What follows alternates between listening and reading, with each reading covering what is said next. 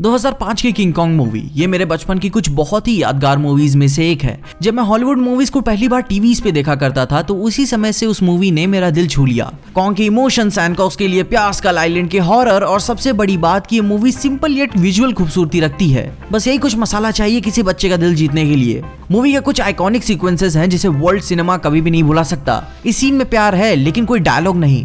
उस प्यार को आप भी महसूस कर सकते हो मगर शब्दों में बयां नहीं। ये मूवी अपनी कहानी, ठहराव, म्यूजिक, फ्रेमिंग, स्टोरी टेलिंग के बल पे बहुत कुछ कहती है। मगर आज हम सबकी नहीं बल्कि कुछ ऐसे पॉइंट्स के बारे में बातें करेंगे जो इस मूवी को मास्टरपीस कहने के लिए काफी हैं। तो सबसे पहले हम शुरू करते हैं अपने वर्ल्ड बिल्डिंग से। इस मूवी में अपने मॉडर्न विंटेज दुनिया है, जंगल वाली दुनिया है, प्रिमिटिव सिविलाइजेशन वाली दुनिया है और जुरासिक वर्ल्ड वाली भी दुनिया है। तो मूवी की जब सबसे पहली शुरुआत होती है तो बहुत ही खूबसूरत 1930s का रिक्रिएशन हमें देखने को मिलता है, जब न्यूयॉर्क अपने 30s के ग्रेट डिप्रेशन वाले एरा से जूझ रहा था। मूवी अपने पहले क्वार्टर की कहानी में खाना, काम और एंटरटेनमेंट पे बहुत ज्यादा फोकस करता है। जहां न्यूयॉर्क अपने डिप्रेशन से जूझ रहा है, लोगों के घर छिन चुके हैं, लोग रास्ते पे आ चुके हैं, खाने के दाने दाने के लिए लोग परेशान हैं, मगर उसी समय लोगों का कुछ ऐसा तबका भी है जो जिंदगी का मजे ले रहा है। अब मैं एक स्पेसिफाइड कम्युनिटी को नहीं बोलूंगा मगर एंटरटेनमेंट सबको चाहिए और हमेशा से ही यही कहा जाता है कि cinema is recession proof business, और ये चीज मूवी दिखाती भी है और सही माने में ये चीज सच भी है। कुछ मूवीज को नुकसान पहुंचता है मगर industry as a whole grow करती ही रहती है, सिवाय 2020 के कोविड को छोड़ के। हमारे लिए जीते जी भी ये भी बहुत बड़ी अचीवमेंट रहेगी कि हमने जीते जी सिनेमा के रिसेशन को भी देख लिया कोरोना की वजह से, जो आज तक कभी नहीं हुआ था और शायद ही आगे कभी चल के होगा।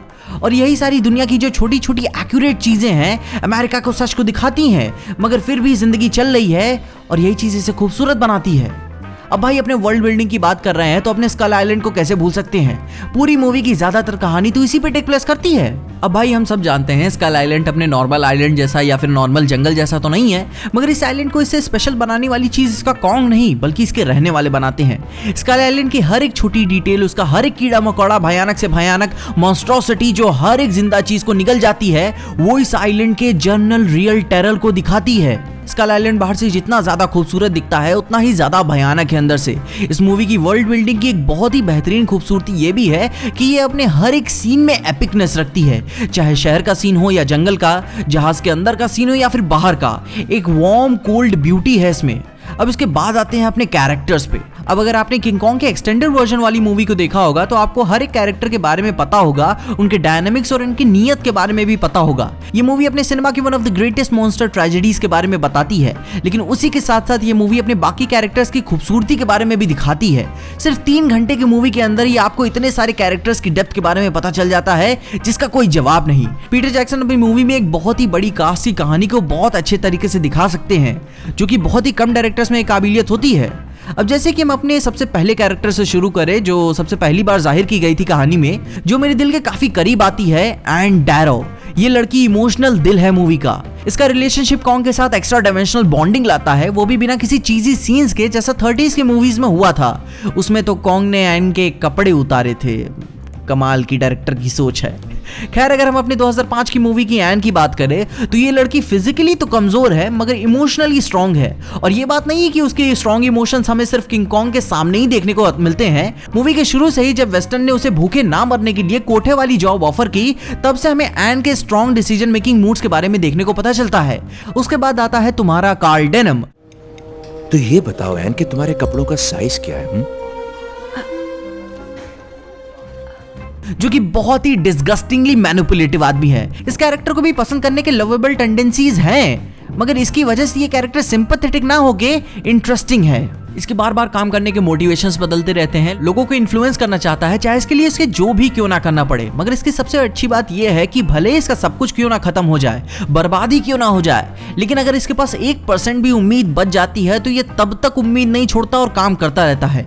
और उसके बाद आते हैं अपने स्क्रीन प्ले राइटर जो कि जैक ड्रिस्कॉल है। एक राइटर होने के बावजूद भी इस कैरेक्टर में बहुत कुछ है। इसकी प्यार वाली लाइफ थोड़ी सी असमंजस वाली लड़ाई में जूझती हुई तो नजर आती है, लेकिन इसकी पर्सनल कहानी जो कहानी में चलती रहती है वो बस एन को बचाना है और उससे प्यार करना है। इन सब कैरेक्टर्स के बाद जो कहानी के बाकी सपोर्टिंग कैरेक्टर्स है वो तो जहाजी तक सीमित है, नहीं तो स्कल आइलैंड तक ही सीमित रह गए हैं। उसके बाद जैसे ही उन्हें भुला ही दिया गया है जब वो वापस न्यूयॉर्क आ जाते हैं। और अब अगर अपने सबसे इंपॉर्टेंट पॉइंट की बात करें तो वो आता है इमोशंस।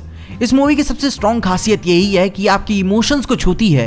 कॉन्ग एक जानवर होने के बावजूद भी हम उसके इमोशंस को महसूस कर पाते हैं, उसके जेन्युइन सैडनेस को महसूस कर पाते हैं। म्यूजिक अपनी कहानी के हर एक राइट नोट्स को छूता है along with all of this light adventure, और उसी के साथ साथ अपनी कहानी के साथ सीरियस भी है।